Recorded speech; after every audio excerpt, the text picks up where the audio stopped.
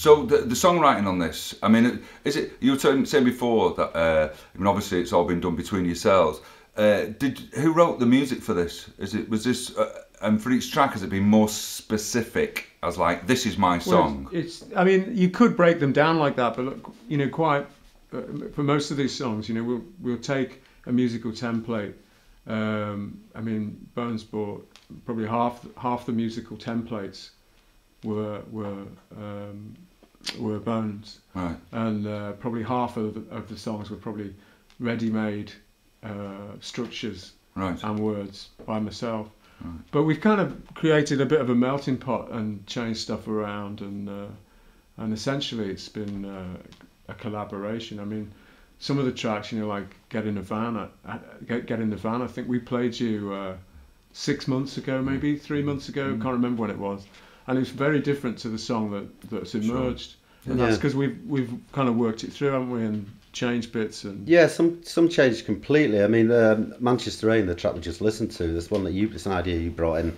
I'd say it was done. It was a finished demo, and we've not veered off from that. I mean, we've added to it, of course. You know, I think the Middle Eights have got sort of bigger, a bit of a Mammoth and Pappersfield and stuff. But it's essentially the track you brought in. I'd say finished track, but the whole thing about having time here to spend a bit more time doing vocals has been great for me, and it's been great doing them here as well, because I was saying to Bone the other day, it's like we've been doing them collaboratively, right? Because there's no kind of hidden vocal booth, right? Talk back. We just do it together. Because just across the room, and that's really helped me, and I think singing massively, because I think so. I really saw that sort of, not for want of a better word, an improvement in your vocals. You know, not that he had a bad vocal style, because it was something that drew me to you initially, but there's been a massive change in your vocals and the way you approached the recording situation. I think when we first came into the recording side, it came time to do vocals. I don't know whether in previous sort of recording situations you've gone in and thought, right, I've got 1 week to finish 6 tracks, so I've got to get this vocal done.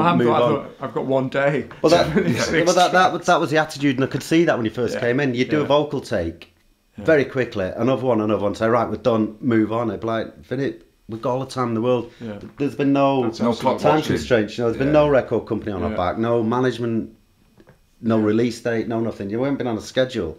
So we could afford to do that, and I think it took you a while to realise that. Hang on a minute, I can take my time on this and better it, or let's try some ideas. They might not work, they might work. If they don't work, just throw them in the bin. Let's try another. And so it's been pretty good that way. I think it's really good for you. I mean, it enabled me to layer things up a whole lot more. There's a lot of vocal harmonies in these tracks that I've not heard you do before.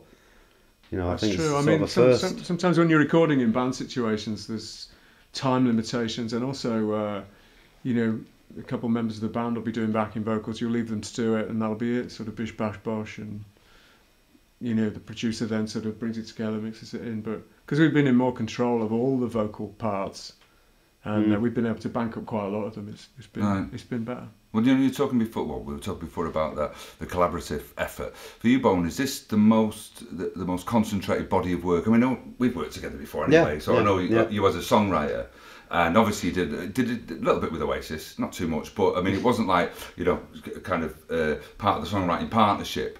Is this your kind of the biggest body of work that you've done since Oasis? Yeah, absolutely. Yeah. Right. You know, I've been involved in projects since I left Oasis. But this is the first project that I've been involved in that's made me want to get involved. You know, I've woke up in the morning and thought, I've got something here, and something I've really enjoyed it. It really has been a pleasure to do, hasn't it? I mean, we didn't know originally how it could crazy be. fights or no not dramas. Been a fight. Not yet. Didn't you? No, not one. Not even a raised voice, you know. You can't take it down that route, Mike. But yeah, it is the most involved I've been in it. You know, I've been involved in the writing, the recording, the playing, the producing. You know, even a bit of engineering. So I've been involved in all of it. Making tea, going for the sandwiches. It's been a whole. You know, it's what I've been focused on for the last however long it's taken to do. Good man. All right, let's have a listen to another track. Sunday Afternoon. Yeah.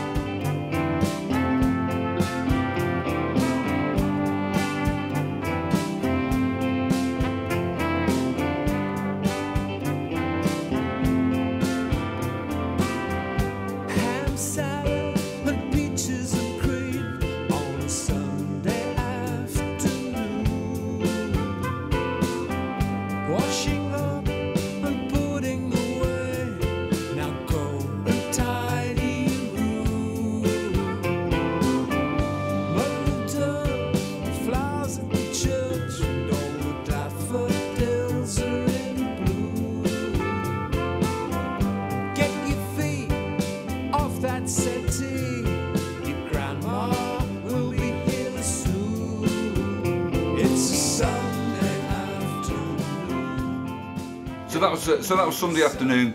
Beautiful track. And you mentioned before about some of a lot of the instrumentation played by yourselves. There's some brass on there and some gorgeous flute on there. Who did that? Absolutely incredible. Well, Bob did the brass. Right. Bob Marsh. And Anna Zweck. Anna Zweck. She plays with a band called Samson and Delilah, sort of a folky Celtic type band. She does never 100% on her pronunciation of her. Zweck. Yes. Zweck. Right, okay. No, because it's beautiful. Because to be honest, when I first listened to the album proper, I was expecting it to be a little bit more raucous. I was expecting a lot harder guitars. Me too. I bet you were. Yeah, and I was. Really was. Because I mean, you're known for. I mean, I know. Again, we've worked before in the past, and I know that you do some pretty beautiful, intricate work as well. But I was expecting some quite hard guitars in there. I mean, there's some kind of great sweeping guitars, but not in terms of big power kind of chords. And it's more of a. I think there's a beauty to the album rather than it being here it is. It being pushed into your face just by the sheer volume and the sheer force. Was that a conscious decision not to be? I suppose in the same way, like Johnny Marr for a while, straight after the Smiths, didn't really want to play any jingle jangle because it would have been like Johnny Marr Smiths. No, I mean, as far as big clanging guitars, if you're talking sort of the Bonehead trademark guitar, I think as a guitarist I have developed. Yeah. You know, I think I've actually learned to play guitar. You know, there's some of the songs I've done stuff on guitar. It's like, did I do that? That's not me. But I think I really have. And it wasn't a conscious decision. There are certain elements of that, you know, big clanging guitars. But truth be told, bored of that. Right. Do you know, I think you reach a point and you grow up. Do you mature? I'm not 24 anymore. I don't think it'd suit me to stand on stage and give it the eye and stare people out. When it's been necessary. It wouldn't look right. Everyone would be like, oh, come on, you've done that. You know, but I think I have developed, and it wasn't a conscious thing, but as far as sounds and Sunday Afternoon, it's got, I always say it could be a French pop song to me. Sure. You know, with the Wurlitzers and the flutes and the whole beat, it really could be. Your whole guitar part on there is like quite jangly. Yeah, it's very jangly which guitar part. Which is not a typical Bonehead part. Quite. But I think it's a sound we've developed subconsciously. It's not something we didn't go out to say, we're going to sound like this. We came in here not knowing how we were going to sound. It was either going to work or not work. Or it might have been in between, like, yeah, all right, it's all right. It sounds like Vinny and Bonehead. It doesn't... Over a period of time, we sort of turned around to each other and said, you know, there's a theme here in these songs. There's a sound developing. Without consciously trying to work that sound out, it worked itself out, didn't it? And that's what you hear in that song. That's the beauty of collaboration, when you can just almost intuitively feel that, oh yeah, well, that's definitely us. Right. Yeah. It's a nice kind of not self-satisfied, but it feels right. Yeah. Well, lyrically, Vinny, in this track, you kind of, for me, it turned around that kind of dreaded Sunday Afternoon into kind of, it became polarised and became the beauty of the Sundays. Is there irony in there, or were you genuinely kind of, were Sundays that kind of thing for you as a kid?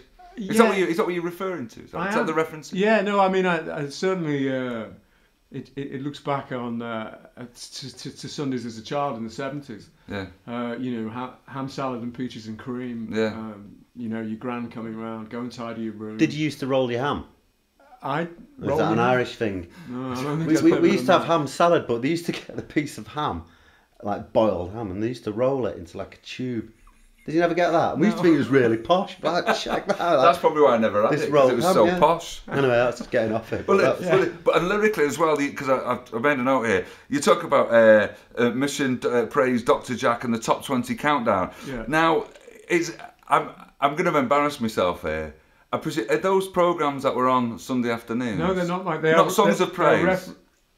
Mission Praise is an evangelical Christian group in the village that I grew up in. Right. And it's run by a rather eccentric chap called Dr. Jack. Oh, it would be, wouldn't it? And I don't know whether I think his children are still running it now. Right. And it was always big in our house because we were Methodists. I grew up a Methodist, and they couldn't get people to go to the Methodist church for love nor money, really. Right. And their attendance was very poor.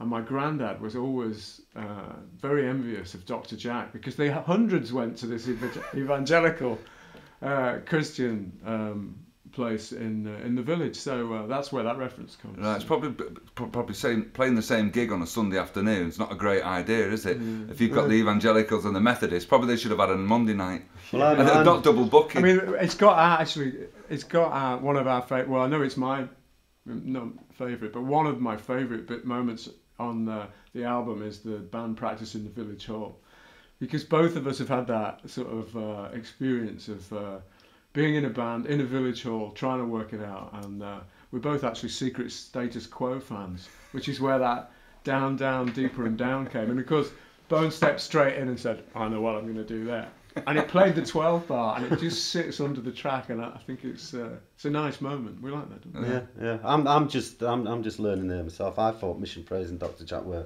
TV programmes. Right. So great songwriting partnership we are. Yeah, I know. Well, it's what are the lyrics about, Vinny?